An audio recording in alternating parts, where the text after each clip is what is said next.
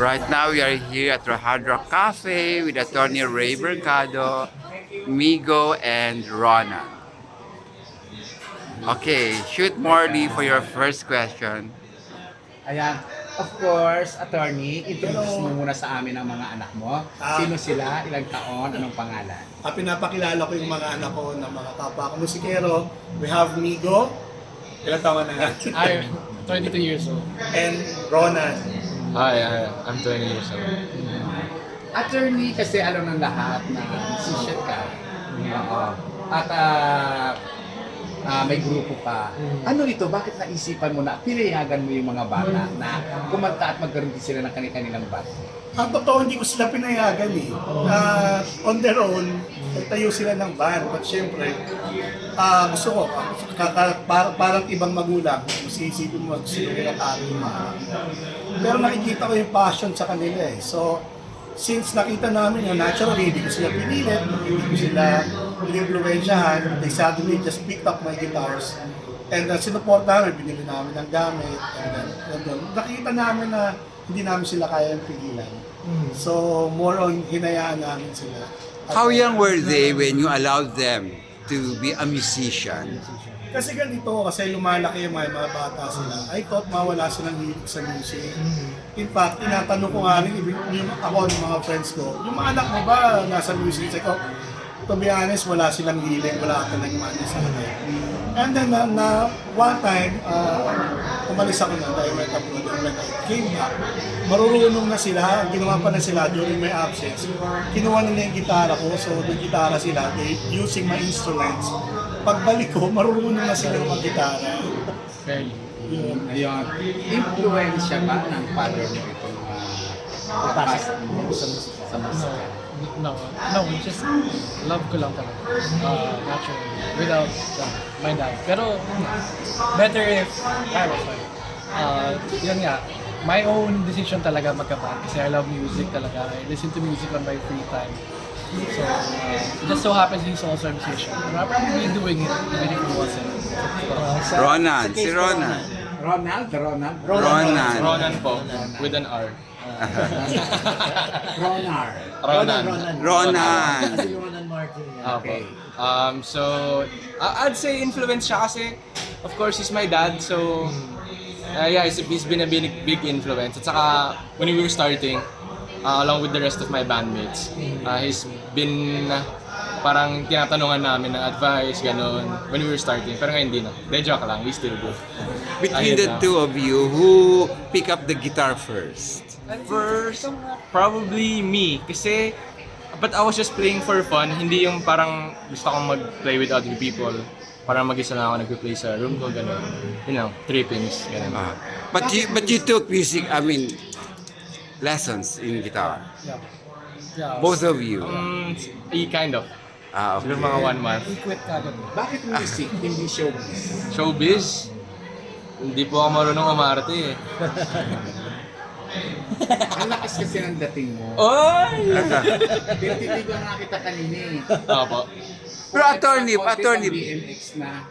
Oy! Di ba? Pwede? Ma-arrange mo. De joke lang. Attorney, do you allow your sons sa music na in spite of their studies magkaroon ng problema? Oo, kasi syempre, wala akong kinapigilan sila kasi I once took that journey, I was studying at nagbabanda rin ako. At yung parents ko, hindi naman ako pinigilan. Kaya tiwalaan nila ako na despite me into music nung college ako, alam nila tatapusin ko. And I gave the same trust and confidence sa mga anak ko na they do the same.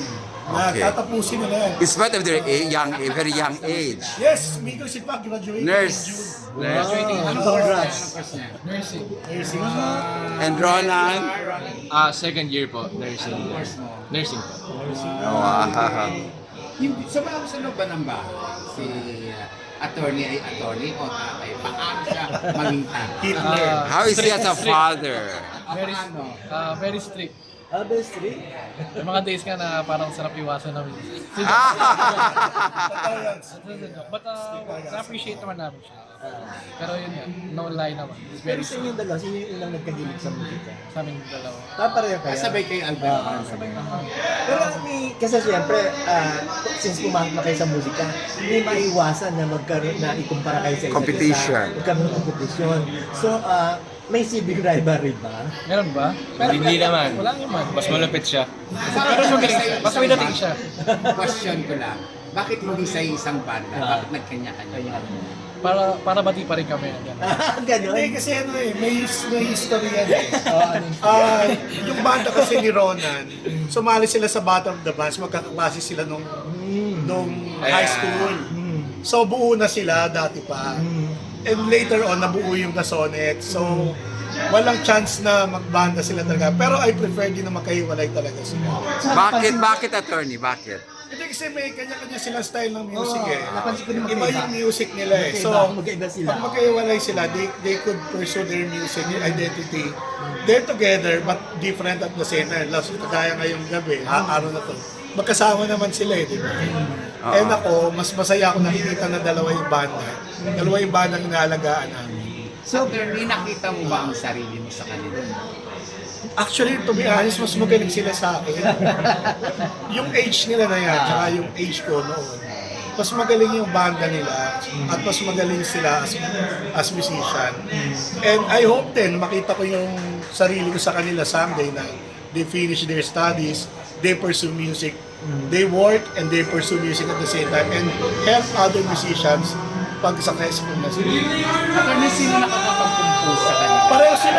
Lahat ng kinanta nila kanina, sila yung gumawa niya. Ano yung mga compose niyong kanta? Iba po eh. Pero wala. Mga tinugtog po namin kanina. Ano man title? Lumalamig, Ambon, and hanggang ngayon. At ikaw, ano na yung compose mo? So we played 4 songs, tapos yung isa po doon cover. Tadhana po yung kinover namin. Tapos yung 3 songs po, yan, mga sulat po namin, it's titled Pagkakamali. The first song. Yes, the first one. Sa akin ka na lang, the second one. And then the last one, Orasan. Attorney, sa loob ng bahay, kumusta na kayo pagka nag-rehearse yung mga bata? Ang dami nila.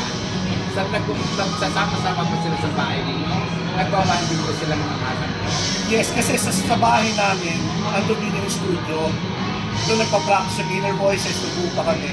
Doon nagpa-practice ng Sonnets, nagpa-practice ng Pego Kay Pami. And there were times na doon kami tatlong banda. So, ang bahay talaga namin ay puno-puno ng musicians. Magulo pero masaya. Maingay pero masaya. Kalimitan nga sinasaway na kami ng guard sa subdivision. Totoo ba yan? Yes, sinasaway kami. ginagawa niyo?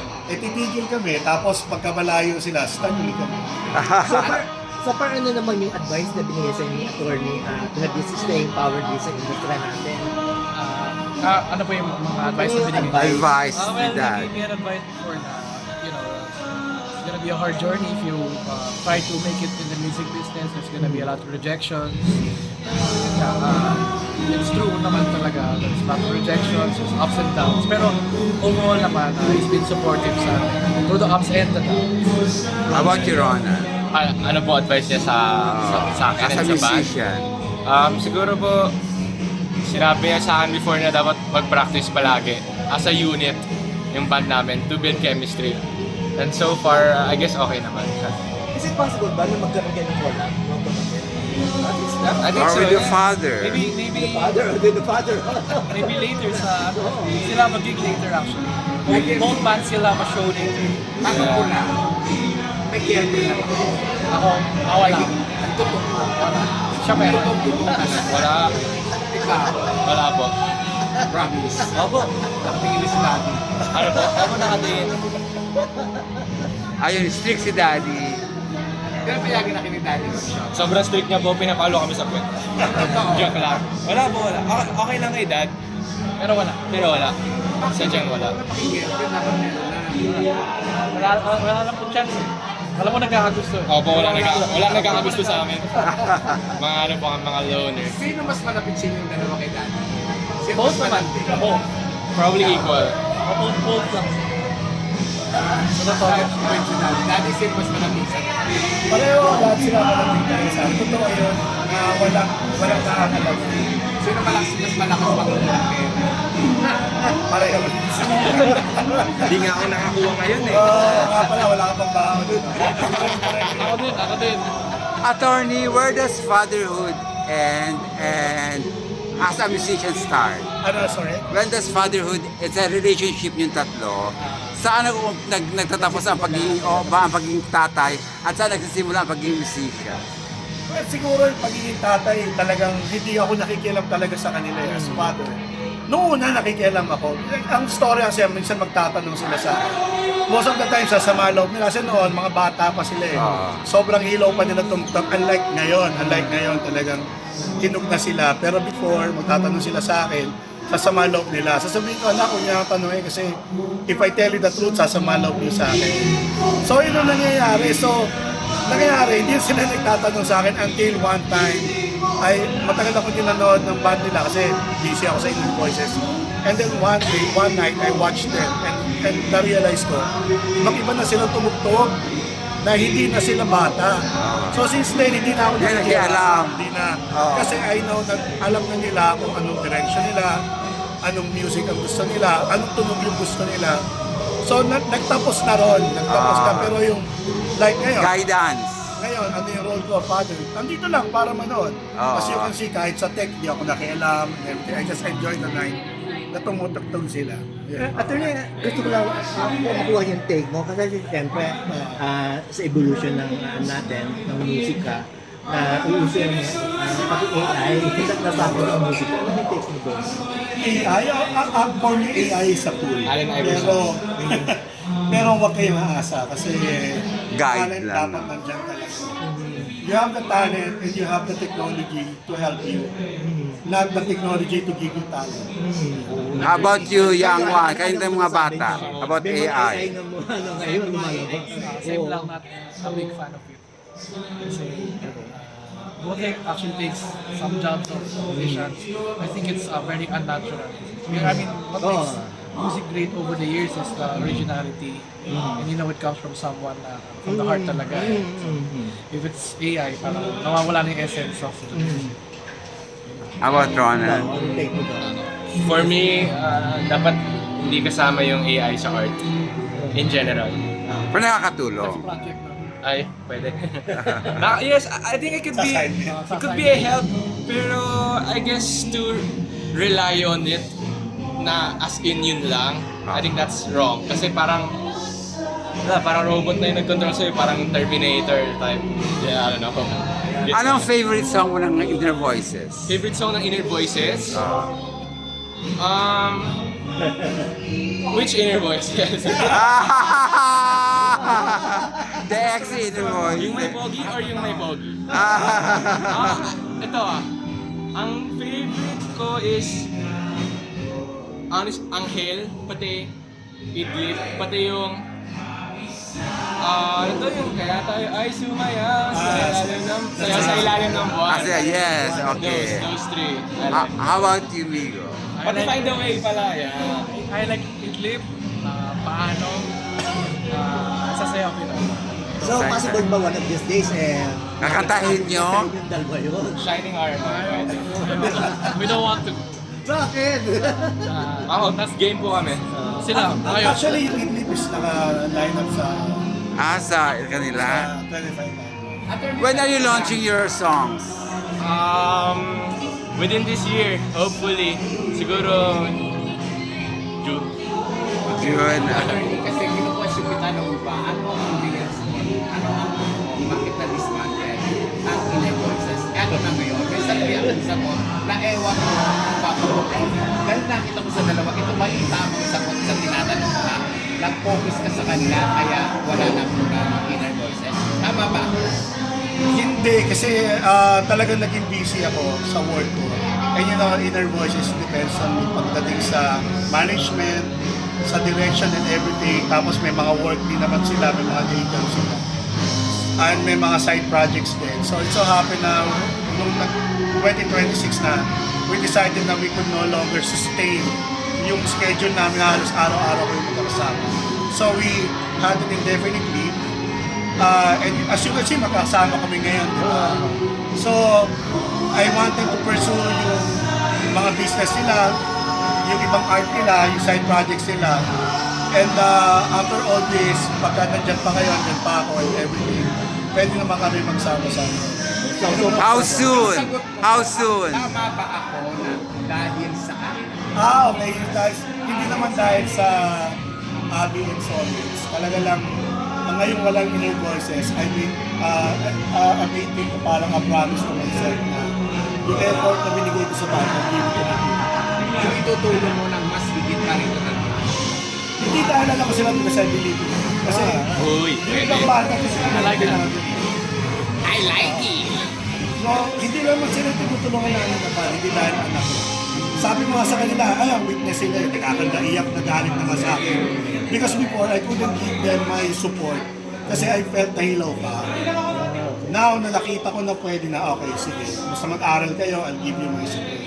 Kasi, 100%. Lahat tayo nagkakamali. Ang bawat grupo may pagkakamali. Ito mga pagkakamali na ito ay ibinigay mo ba na tip sa mga bata kung ito pwede nilang gawin para ang isang grupo ay manatili ito at lalo. Yes, lagi yung sinasabi sa kanila. Actually, kung gusto nila ng ganitong podcast artist, tama yung ginagawa nila. Wag na wag silang hindi na kukunin yung path na kinuha namin kasi parang ito cover din sa mga pwesto na ganito, it's gonna be a different path. Na hanggat maaari, wag na wag kayong pupunta sa ganung path. You stick with your originals and your songs. Kasi andito naman kami para supportahan. Hindi naman nila kailangan yun as job. So, ituloy-tuloy nyo. Wag na wag kayong masisilaw sa promise na maging cover band. May nire-require ba kayo sa kanila when it comes to scholastic performance? Sa school, wala, just want them na pumasa. Okay. Pero wag naman mababa grades kasi okay, hindi ko sila ginugustong maging super overachievers. I don't want to be underachievers. Kasi pag underachiever, medyo pangit din yun. Ibig sabihin in general sa buhay nila, hindi sila makontento. Kung ano yung I want them to maximize their intellect, their smarts, and their talent. Attorney, advice to your sons. Advice? Okay, sige. Number one, stick to your regions and mag-get na. And no matter what, sabi nga yung lure ng stardom, wag silang basta-basta masilaw o don't take the easy path. And alam nila yan, sabi ko, yan ang tamang daan yung ginagawa nila as artists. And sabi sa nila, wag din sila ganong matagal. Because they think na bata pa sila. But they're not. Sabi ko, kailangan may mangyari sa inyo ngayon. Kasi once na mag-25 na kayo, 26, and you have family, hindi nyo na pwedeng gawin yun. In terms of musicality, any arguments sa inyong Palagi. tatlo? Palagi. Attorney, But sila lately sila yung nasusunod. Before, nung bata pa sila, dinidiktahan ko sila.